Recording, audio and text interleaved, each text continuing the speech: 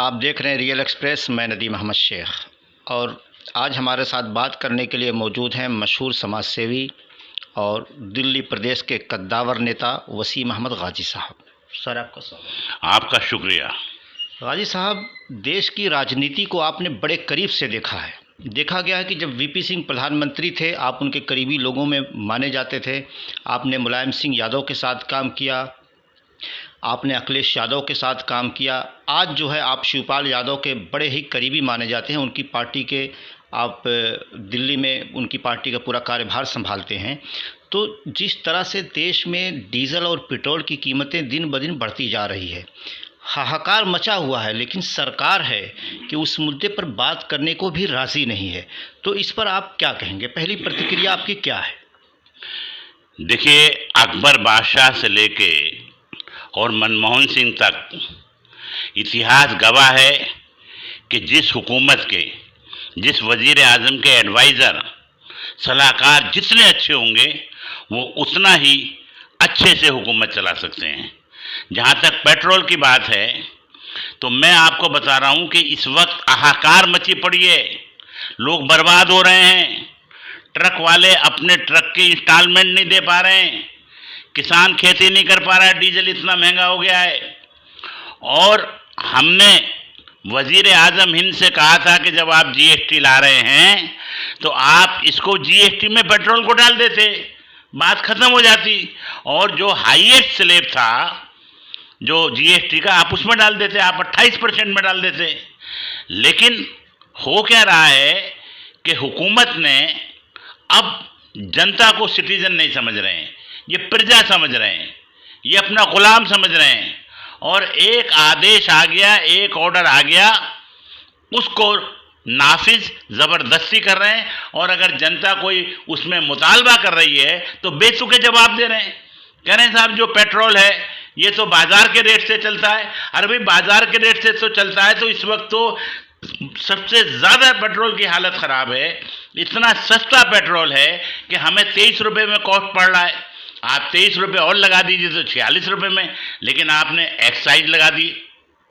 Basic excise अलग है, उसके बाद एडिशनल एक्साइज लगा दी जो चुपचाप सिर्फ जो है सेंट्रल गवर्नमेंट को पैसा जाता है। उसके बाद आप वैट का पैसा, आप जो जीएसटी का पैसा है आप स्टेट्स को नहीं दे रहे हैं और उन स्टेट से कह रहे हैं कि आरबीआई से लोन ले लीजिए। तो वो लोग क्या कर रहे हैं, वैट बढ़ाए जा रहे हैं। तो भाई ये तबाही मच जाएगी, मुल्क में हाहाकार मच जाएगी। और पेट्रोल और डीजल बढ़ने का मतलब है बेपनाह महंगाई, ख़ास तौर से सब्जियां, दाल, मरीजों तक की जो है, जो आप देखिए मरीज एम्बुलेंस से जाते हैं, उन्होंने 500 रुपये बढ़ा दिए कि साहब डीजल पेट्रोल जो है बढ़ गया है। इसलिए फ़ौरन हुकूमत को चाहिए कि रोल बैक करें। गाजी साहब, जिस तरह से इंटरनेशनल मार्केट में डीजल और पेट्रोल की कीमत कम है, खाम तेल जो है उसकी कीमतें कम है, क्रूड ऑयल की, अगर ये बढ़ती हैं तो क्या हमें और भी मुश्किलों का सामना करना पड़ सकता है? देखिए, मैं कह रहा हूँ कि कितनी भी बढ़ जाएंगी तो $100 से तो ऊपर नहीं जाएंगी। और ज़्यादा बढ़ने वाली इसलिए भी नहीं है कि अब एक तो यूरोप में गर्मी शुरू हो जाएगी, पेट्रोल की डिमांड कम हो जाएगी। दूसरी बात यह है कि जो जो गाड़ियां हैं वो अब इलेक्ट्रिक पे आ रही हैं, सीएनजी पे आ रही हैं, दूसरे सोलर तक पे गाड़ियां आ रही हैं। तो आने वाले टाइम में जो है वो 100 रुपये से ऊपर तो होगा नहीं। और जब 110 रुपये का था डीजल, आपका जो रॉ जो था, पेट्रोलियम पदार्थ जो थे, जब 100 रुपये का था खाम पेट्रोल, उस वक्त भी जो है 68 रुपये मैक्सिमम गया था। लेकिन आज तो 60-65 रुपये है ना। अगर बहुत हो जाएगा 70 हो जाएगा, 75 हो जाएगा। तो हमें ये नहीं है कि इंटरनेशनल मार्केट में रेट क्या है, हमें ये है कि आप इसको जीएसटी में डाल दीजिए और जीएसटी का जो हाईएस्ट है वो आप ले लीजिए। या अगर आपको एक्साइज लेना है तो जितने का पेट्रोल बढ़ रहा है उतनी एक्साइज ले लीजिए। लेकिन पता लगा पेट्रोल 25 रुपये का है, एक्साइज आप ले रहे हैं 50 रुपये, तो ये अवाम के साथ अन्याय है, जुल्म है, लोकतंत्र के खिलाफ है। और हाहाकार मचेगी। महंगाई जो है वो जनाब जो है अपने चरम पे पहुंच गई है, बेरोजगारी बढ़ गई है। अब आप देखिए, वो जो एक बच्ची की चेन खींच रहा था और वो उसमें नाकाम हो गया तो गुस्से में उसने उस बच्ची को मार दिया। और आपको पता है नदीम साहब, इसको एक स्पेशल वो बनाइए आप। आपको बताऊं कि दिल्ली में हज़ारों रोज़ाना चेन स्नैचिंग होती हैं, बच्चियों के मोबाइल छीने जाते हैं, उनकी गर्दनों पे जो है जख्म आ जाते हैं। और इसीलिए ये क्राइम बढ़ रहा है कि महंगाई बढ़ रही है, कारोबार है नहीं, पेट्रोल का इससे ज़्यादा रेट होने वाला नहीं है। मेरे हिसाब से 46 रुपये से ज़्यादा पेट्रोल नहीं होना चाहिए, चाहे आप कितना भी इंटरनेशनल मार्केट में रेट हो जाए।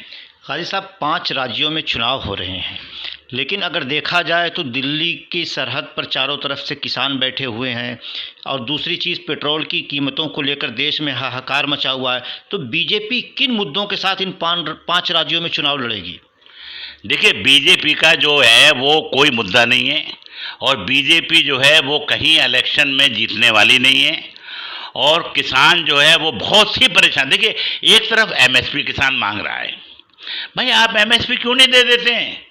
एमएसपी था, एमएसपी है, एमएसपी रहेगा। मारुति कार का जो है रेट जो है वो कंपनी फिक्स करती है, एयरलाइन के किराए जो है वो फिक्स करती है, होटलों के जो रूम्स होते हैं उसका जो है फिक्स करते हैं होटल वाले, और आपके जनाब बड़ी बड़ी जो कंपनियां हैं, जो शेयर्स हैं, पिज्ज़ा है, सब अपने रेट। एक किसान बेचारा जो है उसको इतना सताओ, एक तो वो बॉर्डर पे बैठा हो, ऊपर से आपने डीजल के रेट बढ़ा दिए कि अब और मरो।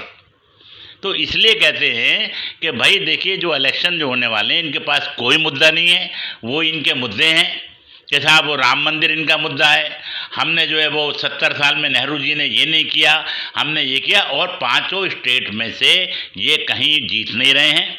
बंगाल में ममता बनर्जी बहुत भारी जो है मतों से जीत रही है, आसाम में कांग्रेस और गठबंधन जो बदुद्दीन साहब का हुआ है वो लोग जीत रहे हैं, और पंडिचेरी में आपको देखिए इन्होंने ज़बरदस्ती गवर्नमेंट गिरा दी, तो वहाँ की जनता बहुत नाराज़ है, वहाँ पे कांग्रेस की दोबारा हुकूमत बन रही है।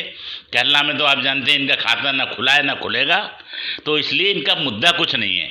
इनका ये है कि इलेक्शन से इनको कोई अब लेना देना नहीं है, ये तो अब इलेक्शन के बाद की पॉलिटिक्स करते हैं कि अगर इनके कहीं 5 एमएलए भी आ गए तो 45 ये खरीद लेंगे और अपनी हुकूमत बना लेंगे। इनको इलेक्शन में कोई विश्वास नहीं है। भाई साहब, आपने वक्त दिया, आपका बहुत बहुत शुक्रिया। आपका भी शुक्रिया।